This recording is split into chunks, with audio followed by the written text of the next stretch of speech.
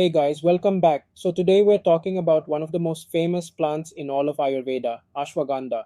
And honestly, this is not just another herb. This is the plant people talk about when they talk about strength, stamina, sleep, stress, recovery, nervous system support, and deep rejuvenation.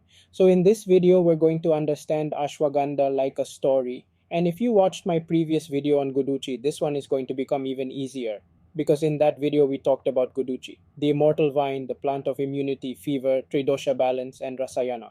But today we move from a vine that protects the body to a root that rebuilds the body. Guduchi protects, Ashwagandha rebuilds. Guduchi is the immunity Rasayana, Ashwagandha is the strength Rasayana. That one comparison will make this entire plant easier to understand. So let's get into it.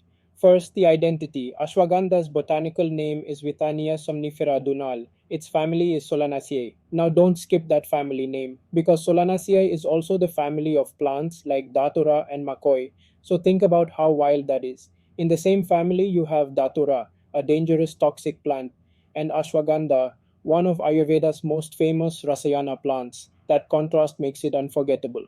Now let's break the name. Ashwa means horse, Gandha means smell, essence, or odor.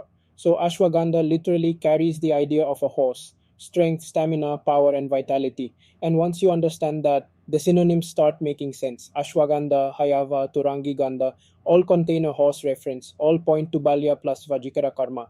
Vajikari points toward reproductive strength and vitality. Hayava again connects with the horse. Turangi-gandha also carries the horse idea. Balya directly means strength giving, and Varahakarni is based on appearance because the leaf looks like the ear of a pig. So don't treat these names like random Sanskrit words. They're clues.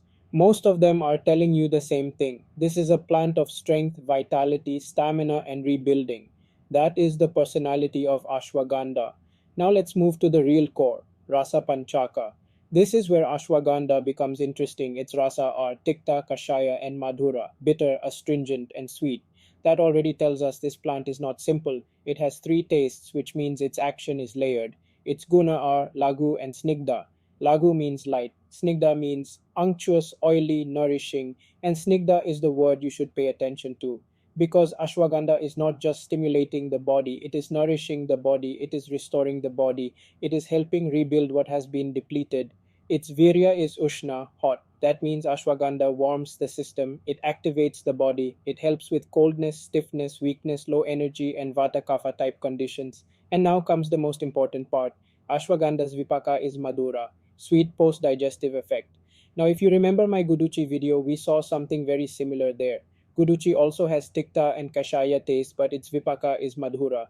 Ashwagandha also carries that same powerful pattern. It may taste bitter and astringent, but its final effect after digestion is sweet and nourishing, and that is the secret.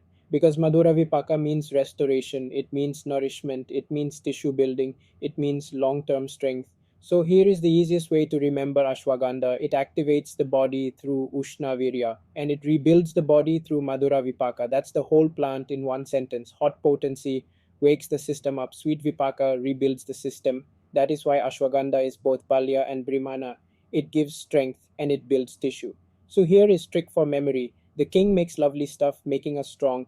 Means T Tikta, K Kashaya, M Madhura L is Laghu, and so on. And keep this thing in mind. I am telling you again and again, Madhura Vipaka is the entire reason Ashwagandha can build tissue while simultaneously being a stimulant. It fires you up with its Ushna Veerya, then feeds you with its Madhura Vipaka. That's why it's the king of Brimhana drugs. Now let's move to its actions or karma. So, what does this plant actually do? And here's how I'd suggest thinking about karma, not as a random list but in groups. Because when you understand the group, you can reconstruct the list from logic. The core four, these define Ashwagandha more than anything else. Rasayana, Balya, Brimhana, Vajikara. Rasayana means rejuvenating, Balya means strength promoting, Brimhana means tissue building, Vajikara means supporting reproductive vitality. Now here's where many people get confused. Balya and Brimhana are not exactly the same. Balya means functional strength. Your stamina, energy, capacity improves. Brimhana means structural nourishment. Most herbs are remembered for one main action. Ashwagandha is different. It builds strength and also builds tissue. That's why Charaka places it in two important groups, Balya and Brimhania. Then comes the mind and sleep connection. Ashwagandha is considered Medya and Nidrajanana, supporting the mind and sleep. And this is where the name becomes powerful. Somnifera literally means sleep bearing. So sleep support is right there in the scientific name. For respiration, ashwagandha is described as Shvasahara and Kasahara, supporting breathing and cough conditions, especially where kapha is involved. For pain and inflammation, it is Vedanastapana and Shotahara, which makes it relevant in joint pain, vata disorders, and inflammatory conditions. And then Stanya promotes breast milk, Shukrala, sperm quality, Yuaragna, fever, Krimigna. Ashwagandha is not just a men's herb. Stanya makes it specifically useful for nursing mothers too. Now let us understand the classical references Charaka, Sushruta, Bhava Prakasha. Remember when we covered Guduchi and I told you it appears in three Charaka Mahakashaya groups? Ashwagandha appears in two Charaka groups, Balya Mahakashaya and Brimhana Mahakashaya. The two groups directly reflect the two karma we just talked about. In Sushruta, Ashwagandha is in the Balya group, and in Bhavaprakasha Nigantu, it appears in Guduchadi Varga, the same chapter as Guduchi. Main classical indications include Vatavyadi, Kshaya, and Shukrakshaya.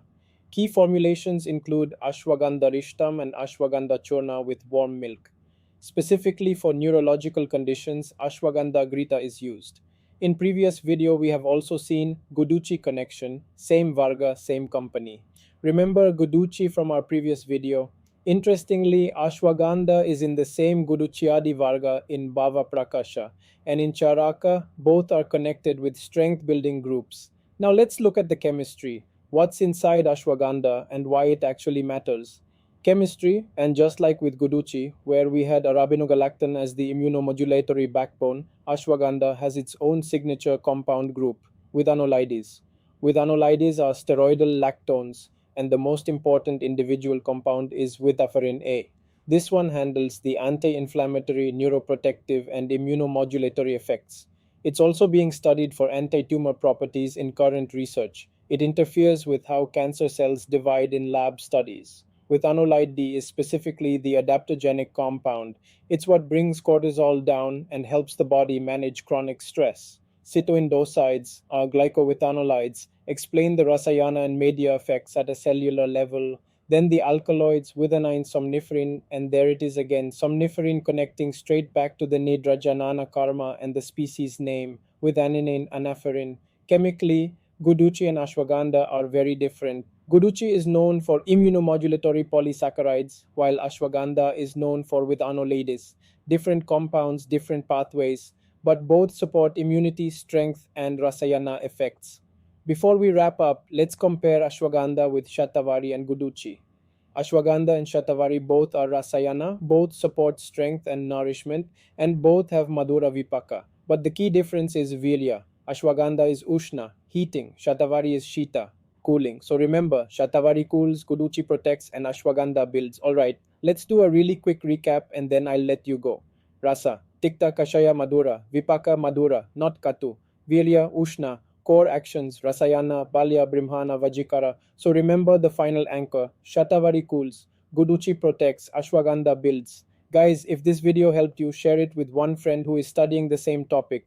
And subscribe because we're going to cover every major Ayurvedic plant like this. See you in the next one.